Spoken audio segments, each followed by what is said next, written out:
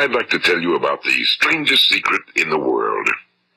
Some years ago, the late Nobel Prize-winning Dr. Albert Schweitzer was being interviewed in London, and a reporter asked him, "Doctor, what's wrong with men today?"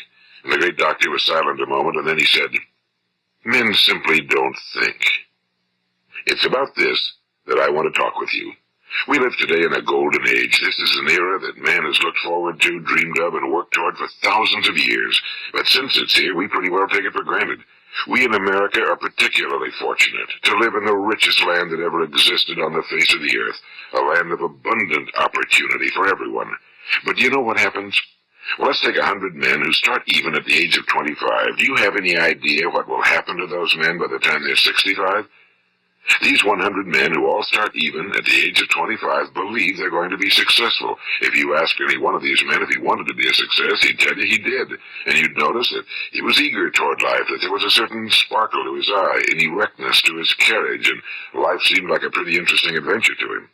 But by the time they're 65, 1 will be rich. 4 will be financially independent.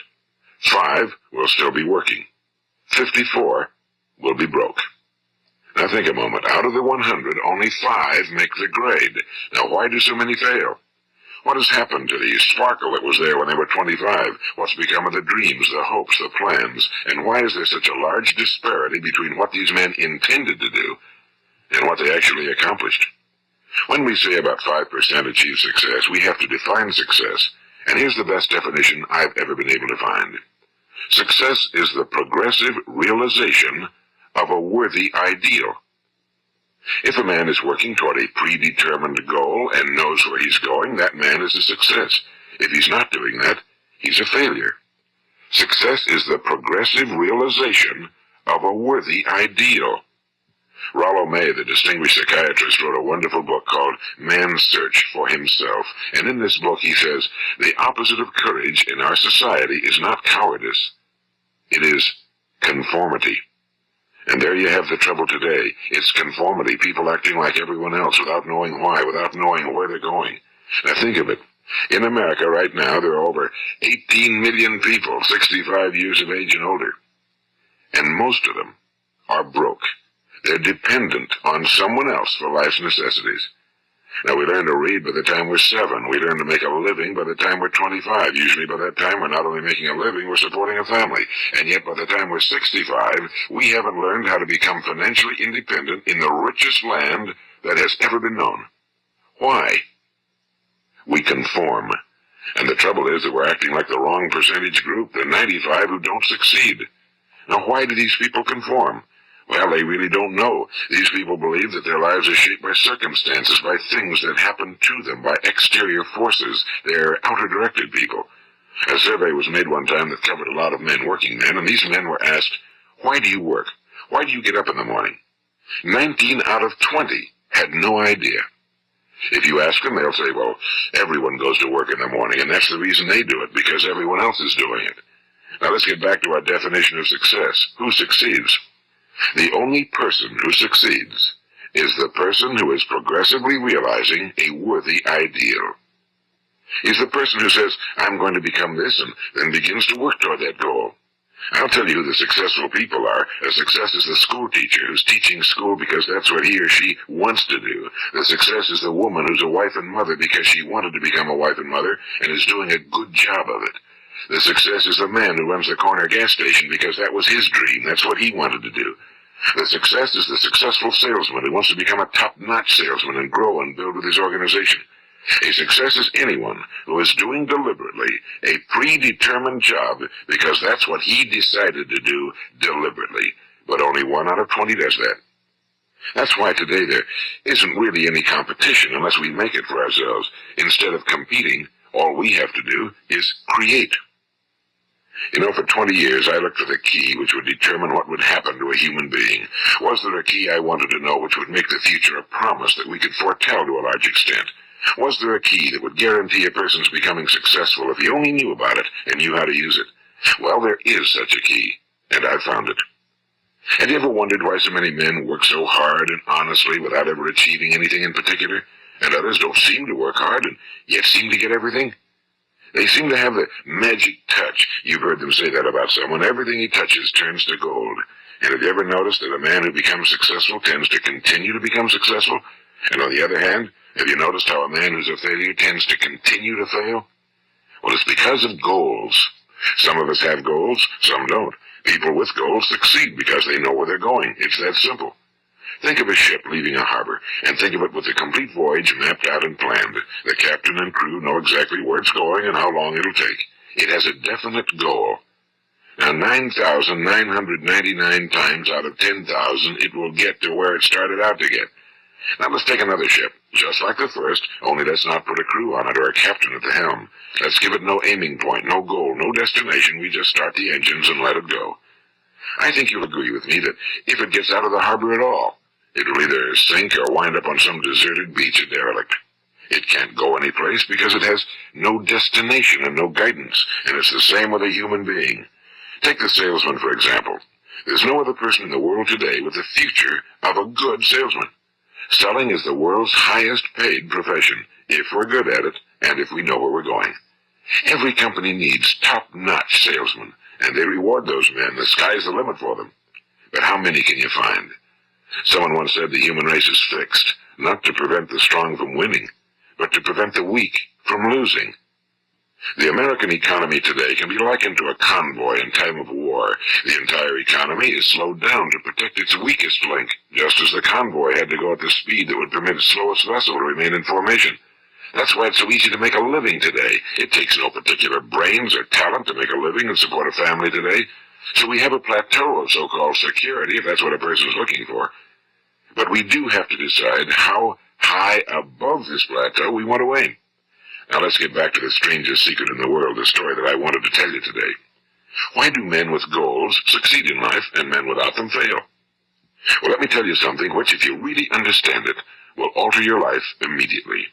If you understand completely what I'm going to tell you from this moment on, your life will never be the same again.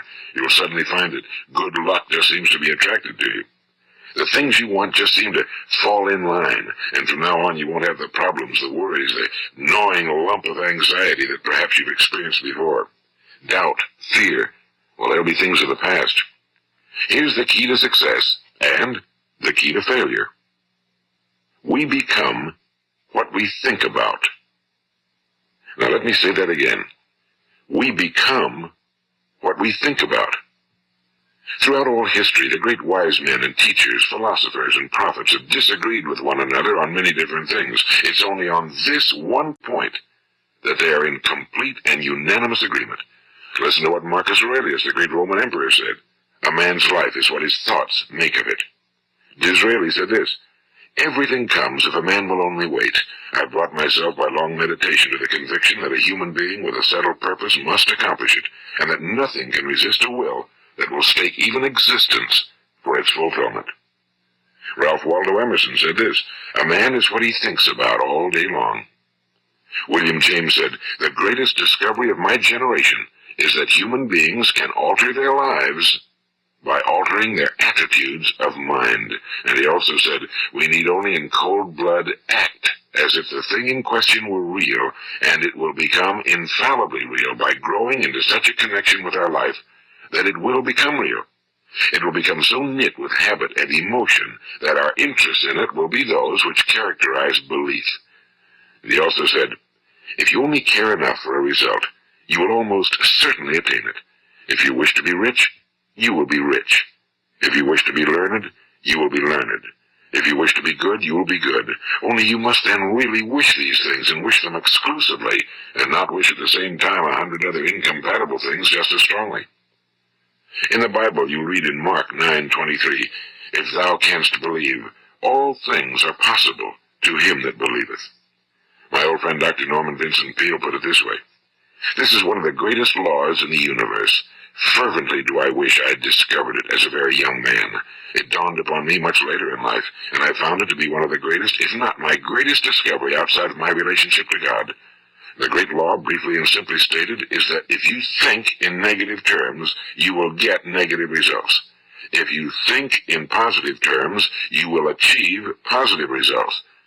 That is the simple fact, he went on to say, which is at the basis of an astonishing law of prosperity and success. In 3 words, believe and succeed. William Shakespeare put it this way: our doubts are traitors and make us lose the good we oft might win by fearing to attempt. George Bernard Shaw said, people are always blaming their circumstances for what they are. I don't believe in circumstances. The people who get on in this world are the people who get up and look for the circumstances they want, and if they can't find them, make them. Well, that's pretty apparent, isn't it? And every person who discovered this for a while believed that he was the first one to work it out. We become what we think about. Now, it stands to reason that a person who's thinking about a concrete and worthwhile goal is going to reach it, because that's what he's thinking about, and we become what we think about. Conversely, the man who has no goal, who doesn't know where he's going, and whose thoughts must therefore be thoughts of confusion and anxiety and fear and worry, becomes what he thinks about. His life becomes one of frustration and fear and anxiety and worry. And if he thinks about nothing, he becomes nothing. Now, how does it work? Why do we become what we think about? Well, I'll tell you how it works as far as we know. Now, to do this, I want to tell you about a situation that parallels the human mind. Suppose a farmer has some land, and it's good fertile land. Now, the land gives the farmer a choice. He may plant in that land whatever he chooses. The land doesn't care. It's up to the farmer to make the decision. Now, remember, we're comparing the human mind with the land because the mind, like the land, doesn't care what you plant in it. It will return what you plant, but it doesn't care what you plant. Now let's say that the farmer has 2 seeds in his hand. One is a seed of corn, the other is nightshade, a deadly poison. He digs 2 little holes in the earth and he plants both seeds, one corn, the other nightshade. He covers up the holes, waters, and takes care of the land, and what will happen? Invariably the land will return what's planted. As it's written in the Bible, as ye sow, so shall ye reap. Now remember, the land doesn't care. It'll return poison in just as wonderful abundance as it will corn. So up come the 2 plants, one corn, one poison. Now, the human mind is far more fertile, far more incredible and mysterious than the land, but it works the same way. It doesn't care what we plant. Success, failure. A concrete, worthwhile goal, or confusion. Misunderstanding, fear, anxiety, and so on. But what we plant, it must return to us. You see, the human mind is the last great unexplored continent on Earth. It contains riches beyond our wildest dreams. It will return anything we want to plant. Now, you might say, well, if that's true, why don't people use their minds more? Well, I think they figured out an answer to that one, too. Our mind comes as standard equipment at birth. It's free, and things that are given to us for nothing we place little value on. Things that we pay money for, we value. The paradox is that exactly the reverse is true. Everything that's really worthwhile in life came to us free. Our minds, our souls, our bodies, our hopes, our dreams, our ambitions, our intelligence, our love of family and children and friends and country, all these priceless possessions are free. But the things that cost us money are actually very cheap and can be replaced at any time. A good man can be completely wiped out and make another fortune. He can do that several times. Even if our home burns down, we can rebuild it. But the things we got for nothing, we can never replace. The human mind isn't used because we take it for granted. Familiarity breeds contempt. It can do any kind of job we assign to it, but generally speaking, we use it for little jobs instead of big, important ones. Universities have proved that most of us are operating on about 10% or less of our abilities. So decide now, what is it you want? Plant your goal in your mind. It's the most important decision you ever make in your entire life. What is it you want? Do you want to be an outstanding salesman? A better worker at your particular job? Do you want to go places in your company, in your community? Do you want to get rich? All you've got to do is plant that seed in your mind, care for it, work steadily toward your goal, and it will become a reality. It not only will, there's no way that it cannot. You see, that's a law, like the laws of Sir Isaac Newton, the laws of gravity. If you get on top of a building and jump off, you'll always go down. You'll never go up, and it's the same with all the other laws of nature. They always work. They're inflexible. Think about your goal in a relaxed, positive way. Picture yourself in your mind's eye as having already achieved this goal. See yourself doing the things you will be doing when you've reached your goal. Ours has been called the phenobarbital age, the age of ulcers and nervous breakdowns and tranquilizers. At a time when medical research has raised us to a new plateau of good health and longevity, far too many of us worry ourselves into an early grave trying to cope with things in our own little personal ways without learning a few great laws that will take care of everything for us. These things we bring on ourselves through our habitual way of thinking. Every one of us is the sum total of his own thoughts. He is where he is because that's exactly where he really wants to be, whether he'll admit that or not.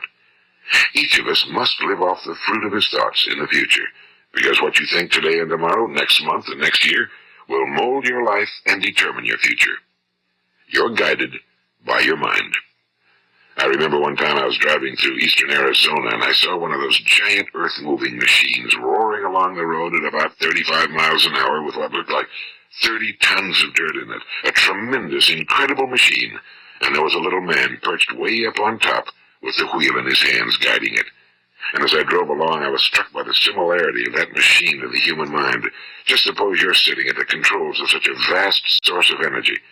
Are you going to sit back and fold your arms and let it run itself into a ditch? Or are you going to keep both hands firmly on the wheel and control and direct this power to a specific, worthwhile purpose? It's up to you. You're in the driver's seat. You see, the very law that gives us success is a two-edged sword. We must control our thinking. The same rule that can lead a man to a life of success, wealth, happiness, and all the things he ever dreamed of for himself and his family. That very same law can lead him into the gutter. It's all in how he uses it, for good or for bad. This is the strangest secret in the world. Now, why do I say it's strange, and why do I call it a secret? Actually, it isn't a secret at all. It was first promulgated by some of the earliest wise men, and it appears again and again throughout the Bible, but very few people have learned it, understand it. That's why it's strange, and why for some equally strange reason it virtually remains a secret. I believe that you could go out and walk down the main street of your town and ask one man after another what the secret of success is, and you probably wouldn't run into one man in a month who could tell you. Now, this information is enormously valuable to us if we really understand it and apply it. It's valuable to us not only for our own lives, but the lives of those around us, our families, employees, associates, and friends. Life should be an exciting adventure. It should never be a bore. A man should live fully, be alive. He should be glad to get out of bed in the morning. He should be doing a job he likes to do because he does it well. One time I heard Grove Patterson, the great late editor-in-chief of the Toledo Daily Blade, make a speech, and as he concluded his speech, he said something I've never forgotten. He said, "My years in the newspaper business have convinced me of several things. Among them, that people are basically good, and that we came from someplace, and we're going someplace. So we should make our time here an exciting adventure. The architect of the universe didn't build a stairway leading nowhere." And the greatest teacher of all, the carpenter from the plains of Galilee, gave us the secret time and time again. As ye believe, so shall it be done unto you. I've explained the strangest secret in the world and how it works. Now, on this side, I want to explain how you can prove to yourself the enormous returns possible in your own life by putting the secret to a practical test. I want you to make a test that will last 30 days. It isn't going to be easy, but if you'll give it a good try, it will completely change your life for the better. Now, back in the 17th century, Sir Isaac Newton, the English mathematician and natural philosopher, gave us the natural laws of physics, which apply as much to human beings as they do to the movement of bodies in the universe. And one of these laws is that for every action, there is an equal and opposite reaction. Simply stated, as it applies to you and me, it means we can achieve nothing without paying the price. The results of your 30-day experiment will be in direct proportion to the effort you put forth. To be a doctor, you must pay the price of long years of difficult study. To be successful in selling, and remember that each of us succeeds to the extent of his ability to sell. Selling our families on our ideas, selling education in schools, selling our children on the advantages of living the good and honest life, selling our associates and employees on the importance of being exceptional people. To, of course, the profession of selling itself. But to be successful in selling our way to the good life, we must be willing to pay the price. Now, what is that price? Well, it's many things. First, it's understanding emotionally, as well as intellectually, that we literally become what we think about, that we must control our thoughts if we're to control our lives. It's understanding fully that as ye sow, so shall ye reap. Second, it's cutting away all fetters from the mind and permitting it to soar as it was divinely designed to do. It's the realization that your limitations are self-imposed and that the opportunities for you today are enormous beyond belief. It's rising above narrow-minded pettiness and prejudice. And third, it's using all your courage to force yourself to think positively on your own problem, to set a definite and clearly defined goal for yourself, to let your marvelous mind think about your goal from all possible angles, to let your imagination speculate freely upon many different possible solutions, to refuse to believe that there are any circumstances sufficiently strong to defeat you in the accomplishment of your purpose, to act promptly and decisively when your course is clear, and to keep constantly aware of the fact that you are at this moment standing in the middle of your own acres of diamonds, as Russell Conwell used to point out. And fourth, save at least 10% of every dollar you earn. It's also remembering that no matter what your present job, it has enormous possibilities if you're willing to pay the price. Now let's just go over the important points in the price each of us must pay to achieve the wonderful life that can be ours. It is, of course, worth any price. 1. You will become what you think about. 2. Remember the word imagination and let your mind begin to soar. 3. Courage. Concentrate on your goal every day. 4. Save 10% of what you earn. And 5. Action. Ideas are worthless unless we act on them. Now I'll try to outline the 30-day test I want you to make. Keep in mind that you have nothing to lose by making this test and everything you could possibly want to gain. There are 2 things that may be said of everyone. Each of us wants something, and each of us is afraid of something. I want you to write on a card what it is you want more than anything else. It may be more money. Perhaps you'd like to double your income or make a specific amount of money. It may be a beautiful home. It may be success at your job. It may be a particular position in life. It could be a more harmonious family. Each of us wants something. Now write down on your card specifically what it is you want. Make sure it's a single goal and clearly defined. You needn't show it to anyone, but carry it with you so that you can look at it several times a day. Think about it in a cheerful, relaxed, positive way each morning when you get up. And immediately you have something to work for, something to get out of bed for, something to live for. Look at it every chance you get during the day and just before going to bed at night. And as you look at it, remember that you must become what you think about, and since you're thinking about your goal, you realize that soon it will be yours. In fact, it's yours really, the moment you write it down and begin to think about it. Look at the abundance all around you as you go about your daily business. You have as much right to this abundance as any other living creature. It's yours for the asking. Now we come to the difficult part. Difficult because it means the formation of what is probably a brand new habit, and new habits are not easily formed. Once formed, however, it will follow you for the rest of your life. Stop thinking about what it is you fear. Each time a fearful or negative thought comes into your consciousness, replace it with a mental picture of your positive and worthwhile goal. And there will come times when you'll feel like giving up. It's easier for a human being to think negatively than positively. That's why only 5% are successful. You must begin now to place yourself in that group. For 30 days, you must take control of your mind. It will think about only what you permit it to think about. Each day for this 30-day test, do more than you have to do. In addition to maintaining a cheerful, positive outlook, give of yourself more than you've ever done before. Do this knowing that your returns in life must be in direct proportion to what you give. The moment you decide on a goal to work toward, you're immediately a successful person. You are then in that rare and successful category of people who know where they're going. Out of every 100 people, you belong to the top 5. Don't concern yourself too much with how you're going to achieve your goal. Leave that completely to a power greater than yourself. All you have to do is know where you're going. The answers will come to you of their own accord and at the right time. Remember these words from the Sermon on the Mount, and remember them well. Keep them constantly before you this month of your test. Ask, and it shall be given you. Seek, and ye shall find. Knock, and it shall be opened unto you. For every one that asketh receiveth, and he that seeketh findeth, and to him that knocketh it shall be opened. It's as marvelous and as simple as that. In fact, it's so simple that in our seemingly complicated world, it's difficult for an adult to understand that all he needs is a purpose and faith.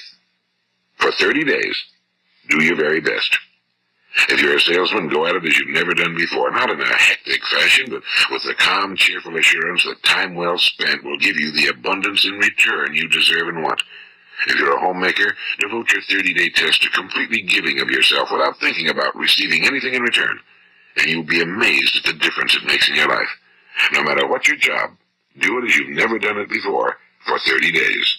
And if you've kept your goal before you every day, you'll wonder and marvel at this new life you've found. Dorothea Brand, the outstanding editor and writer, discovered it for herself and tells about it in her fine book, Wake Up and Live. Her entire philosophy is reduced to the words, act as though it were impossible to fail. She made her own test with sincerity and faith, and her entire life was changed to one of overwhelming success. Now, you make your test for 30 full days. Don't start your test until you've made up your mind to stick with it. You see, by being persistent, you're demonstrating faith. Persistence is simply another word for faith. If you didn't have faith, you'd never persist. If you should fail during your first 30 days, by that I mean suddenly find yourself overwhelmed by negative thoughts, you've got to start over again from that point and go 30 more days. Gradually, your new habit will form until you find yourself one of that wonderful minority to whom virtually nothing is impossible. And don't forget the card. It's vitally important as you begin this new way of living. On one side of the card, write your goal, whatever it may be. On the other side, write the words we've quoted from the Sermon on the Mount. Ask, and it shall be given you. Seek, and ye shall find. Knock, and it shall be opened unto you. Nothing great was ever accomplished without inspiration. See that during these crucial first 30 days, your own inspiration is kept at a peak. And above all, don't worry. Worry brings fear, and fear is crippling. The only thing that can cause you to worry during your test is trying to do it all yourself. Know that all you have to do is hold your goal before you. Everything else will take care of itself. Remember also to keep calm and cheerful. Don't let petty things annoy you and get you off course. Now, since making this test is difficult, some will say, why should I bother? Well, look at the alternative.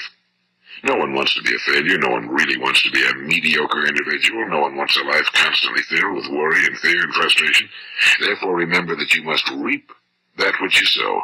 If you sow negative thoughts, your life will be filled with negative things. If you sow positive thoughts, your life will be cheerful, successful, and positive. Now, gradually, you will have a tendency to forget what you've heard on this recording. Play it often. Keep reminding yourself of what you must do to form this new habit. Gather your whole family around at regular intervals and listen to what's been said here. You know, most men will tell you that they want to make money without understanding the law. The only people who make money work in a mint. The rest of us must earn money. This is what causes those who keep looking for something for nothing or a free ride to fail in life.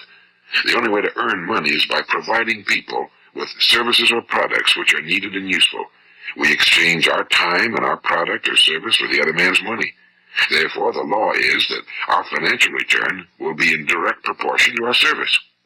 Now, success is not the result of making money. Making money is the result of success, and success is in direct proportion to our service. Most people have this law backwards. They believe that you're successful if you earn a lot of money. The truth is that you can only earn money after you're successful. It's like the story of the man who sat in front of the stove and said to it, give me heat, and then I'll add the wood. How many men and women do you know, or do you suppose there are today, who take the same attitude toward life? There are millions. We've got to put the fuel in before we can expect heat. Likewise, we've got to be of service first before we can expect money. Don't concern yourself with the money. Be of service, build, work, dream, create. Do this and you'll find there's no limit to the prosperity and abundance that will come to you. Prosperity, you know, is founded upon a law of mutual exchange. Any person who contributes to prosperity must prosper in turn himself. Sometimes the return will not come from those you serve, but it must come to you from someplace, because that's the law. For every action, there is an equal and opposite reaction. As you go daily through your 30-day test period, remember that your success will always be measured by the quality and quantity of service you render, and money is a yardstick for measuring this service. No man can get rich himself unless he enriches others. Now, there are no exceptions to a law. You can drive down any street in America and from your car estimate the service that's being rendered by the people living on that street. Had you ever thought of this yardstick before? It's interesting. Some, like ministers and priests and other devoted people, measure their returns in the realm of the spiritual, but again, their returns are equal to their service. Once this law is fully understood, any thinking person can tell his own fortune. If he wants more, he must be of more service to those from whom he receives his return.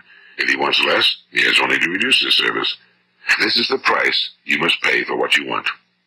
If you believe you can enrich yourself by deluding others, you can end only by deluding yourself. It may take some time, but just as surely as you breathe, you'll get back what you put out. Don't ever make the mistake of thinking you can avert this. It's impossible. The prisons and the streets where the lonely walk are filled with people who tried to make new laws just for themselves. We may avoid the laws of man for a while, but there are greater laws that cannot be broken. An outstanding medical doctor recently pointed out 6 steps that will help you realize success. 1. Set yourself a definite goal. 2. Quit running yourself down. 3. Stop thinking of all the reasons why you cannot be successful and instead think of all the reasons why you can. 4. Trace your attitudes back through your childhood and try to discover where you first got the idea you couldn't be successful, if that's the way you've been thinking. 5. Change the image you have of yourself by writing out a description of the person you would like to be. And 6. Act the part of the successful person you have decided to become. The doctor who wrote those words is a noted West Coast psychiatrist, Dr. David Harold Fink. Do what the experts since the dawn of recorded history have told you must do. Pay the price by becoming the person you want to become. It's not nearly as difficult as living unsuccessfully. Make your 30-day test, then repeat it again, and each time it will become more a part of you until you'll wonder how you could ever have lived any other way. Live this new way and the floodgates of abundance will open and pour over you more riches than you may have dreamed existed. Money? Yes, lots of it. But what's more important, you'll have peace. You'll be in that wonderful minority who lead calm, cheerful, successful lives.